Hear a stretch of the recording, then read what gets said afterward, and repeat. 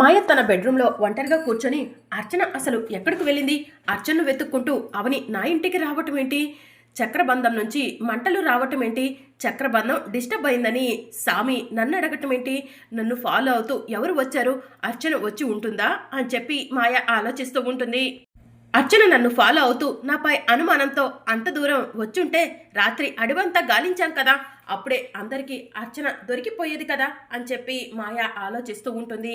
ఇక మరోవైపు అవని కంగారు పడుతూ ఉంటుంది. అక్క, అర్చన ఇంకా రాలేదు, ఏం చేయాలో అర్థం కావట్లేదు అక్క అని చెప్పి అవని అంటూ ఉంటే పోలీస్ కంప్లైంట్ ఇద్దాం అవని అని చెప్పి సుజాత అంటుంది. సరే అక్క, పద వెళ్దాం అని చెప్పి సుజాత అవని ఇద్దరు ఇంట్లో నుంచి బయటకు రాబోతూ ఉండగా అర్చన పరిగెత్తుకుంటూ ఇంట్లోకి వస్తుంది.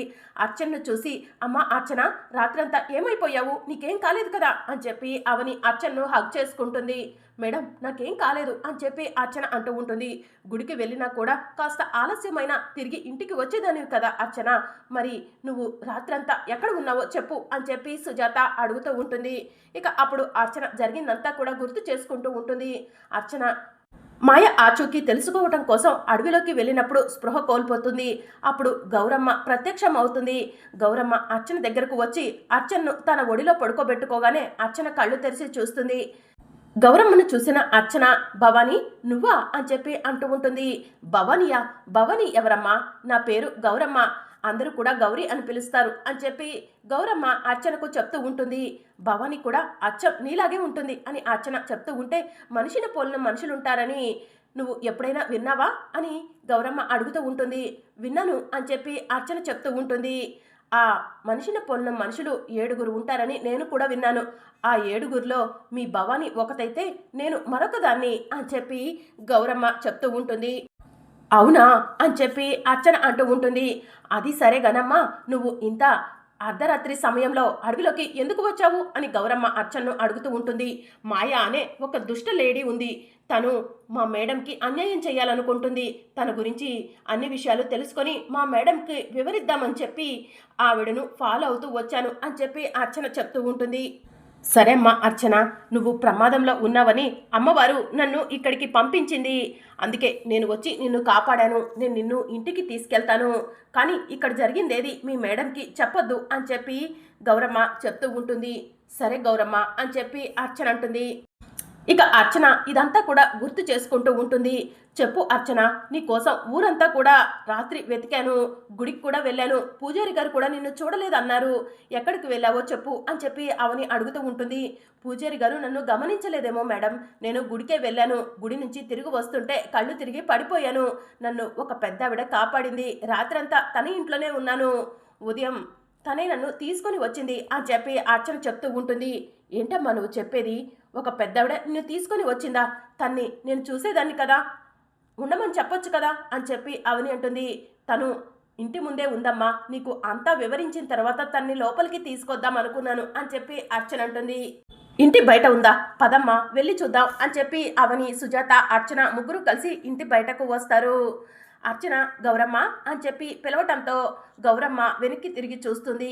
అవనికి గౌరమ్మను చూడగానే సాక్షాత్తు అమ్మవారిని చూసినట్టు అనిపించి 2 చేతులెత్తి అమ్మవారికి నమస్కారం చేసినట్టు గౌరమ్మకు నమస్కారం చేసుకుంటూ, నువ్వు ఎవరో తెలీదు, నీ గురించి నాకు తెలీదు, మా అర్చనను కాపాడి ఇంటికి తీసుకొచ్చినందుకు నేను జన్మ జన్మల నీకు రుణపడి ఉంటానమ్మా అని అర్చన గౌరమ్మకు చెప్తూ ఉంటుంది. నా చెల్లెలు కూతురు అక్షయ్ కనపడకుండా పోయింది, అక్షయ్ కనపడకుండా పోయినప్పటి నుంచి అర్చననే తన కూతురు అక్షయ్గా నా చెల్లెలు చూసుకుంటుంది, అర్చనకు ఏమైనా అయితే నా చెల్లెలు తట్టుకోలేవదు గౌరమ్మ అని చెప్పి సుజాత చెప్తూ ఉంటుంది.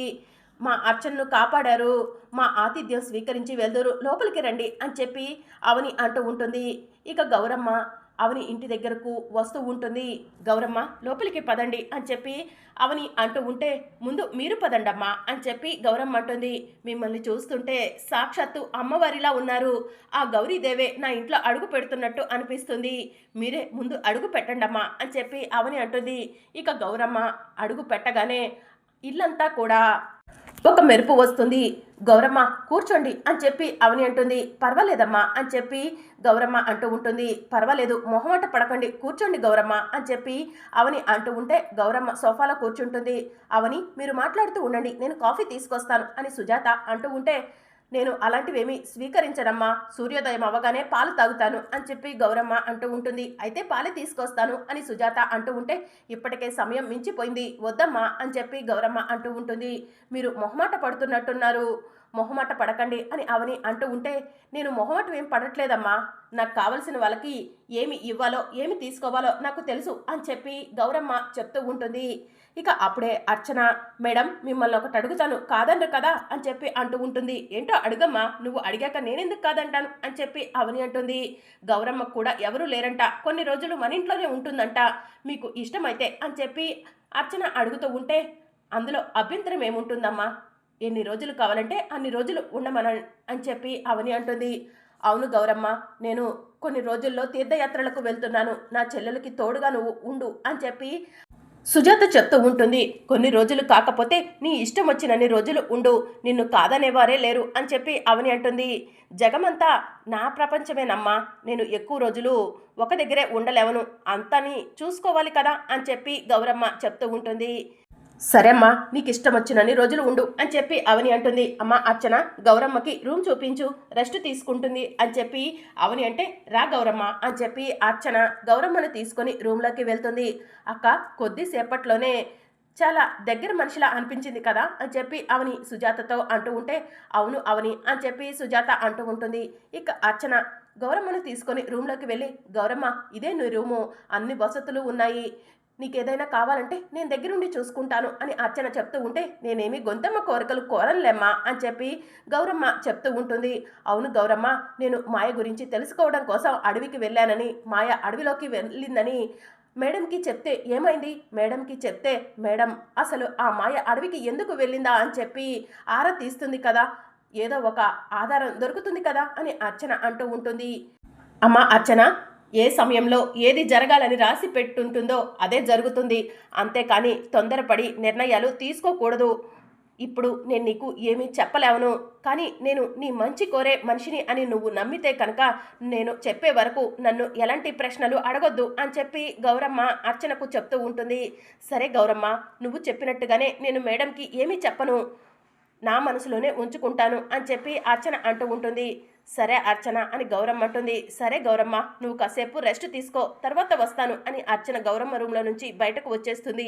మరోవైపు అడవిలో సామి ఎదురు చూస్తూ ఉంటాడు. అప్పుడు అడవి ప్రజలు దొర సామి దగ్గరకు వెళ్ళి, సామి అడవంతా గాలించాము, మేము వెళ్ళలేని ప్రదేశాలకు కూడా వెళ్ళాము, ఎక్కడ కూడా ఎవరూ కనిపించలేదు, మన అడవిలోకి ఎవరు వచ్చారో అర్థం కావట్లేదు, మన ఆచూకీ ఎవరైనా తెలుసుకుంటే మన జీవితాలు ఏమైపోవాలి అని అడవి ప్రజలు సామిని అడుగుతూ ఉంటారు.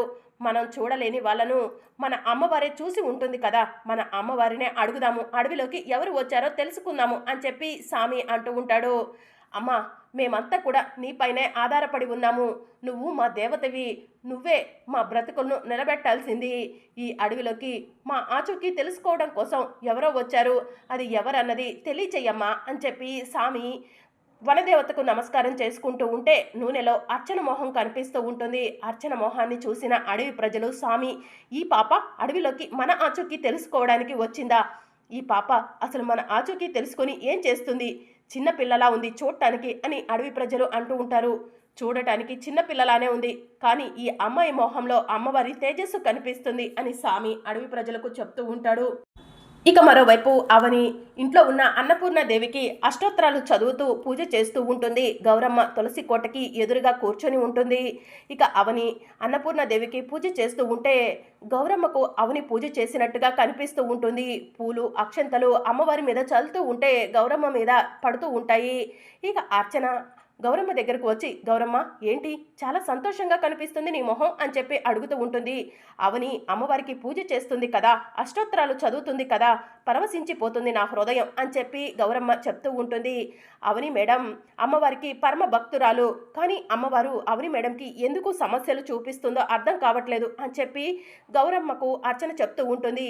అవనికి సమస్యలా ఏంటవి అని అర్చన అడుగుతూ ఉంటుంది. నాతో ఇలా ముందుకురా అని అర్చన శ్రీకర్ వాళ్ళ ఇంటి ముందుకి గౌరమ్మను తీసుకెళ్లి శ్రీకర్ని చూపిస్తూ ఉంటుంది. ఎవరతను అని గౌరమ్మ అడుగుతూ ఉంటుంది. ఆయనే అవని మేడం వాళ్ళ భర్త, వాళ్ళిద్దరూ విడిపోయారు, కుటుంబంలో ఉన్న పెద్దవాళ్ళ మాటలు విని శ్రీకర్ సార్ అవని మేడంని దూరం చేసుకున్నారు. అక్షయ అనే కూతుర్ని కూడా దూరం చేసుకున్నారు అని చెప్పి అర్చన గౌరమ్మకు చెప్తూ ఉంటుంది. అప్పుడే అవని వచ్చి, అర్చన, గౌరమ్మకి ఏదో చెప్తున్నట్టున్నావు అని చెప్పి అడుగుతూ ఉంటుంది. మీ గురించే చెప్తున్నాను మేడం అని చెప్పి అర్చన చెప్తూ ఉంటుంది. అమ్మ అవని, నిన్నొకటి అడుగుతాను, సమాధానం చెప్తావా? ఏమి అనుకోవు కదా అని గౌరమ్మ అడుగుతూ ఉంటుంది. ఏమి అనుకోను గౌరమ్మ, నువ్వు ఏం అడగాలనుకుంటున్నావో నిస్సందేశంగా అడుగు అని చెప్పి అవని అంటూ ఉంటుంది. అతను నిన్ను కాదనుకున్నాడు, నువ్వు మాత్రం అతన్ని ఎందుకు కావాలనుకుంటున్నావు? అతనికంటే మంచి బ్రతికే నువ్వు బ్రతుకుతున్నావు. అతన్ని వద్దనుకొని నీ జీవితాన్ని నువ్వు చూసుకోవచ్చు కదా. అతనే కావాలని ఎందుకు అతని కోసం అంతలా పరితపించిపోతున్నావు అని చెప్పి గౌరమ్మ అవనిని అడుగుతూ ఉంటుంది. మరి అప్కమింగ్ ఎపిసోడ్లో ఏం జరగనుందో తెలుసుకోవాలనుకుంటున్నారా? అయితే ఛానల్ను సబ్స్క్రైబ్ చేసుకొని సపోర్ట్ చేయడం మర్చిపోకండి. Thank you for watching.